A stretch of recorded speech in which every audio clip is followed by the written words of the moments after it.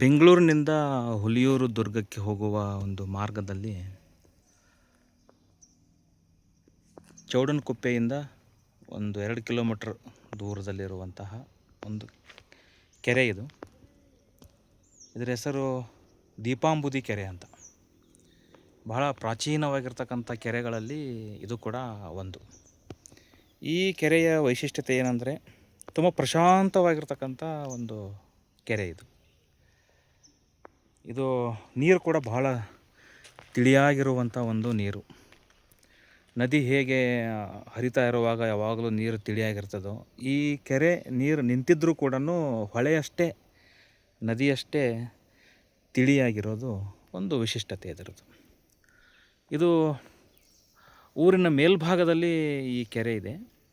ಈ ಕೆರೆ ಇರೋದರಿಂದ ಈ ಚೌಡನಕುಪ್ಪೆ ಮತ್ತು ಈ ಊರಿನ ಸುತ್ತಮುತ್ತ ಎಲ್ಲ ತುಂಬ ಹಸಿರಾಗಿರ್ತಕ್ಕಂಥ ಒಂದು ಪ್ರದೇಶ.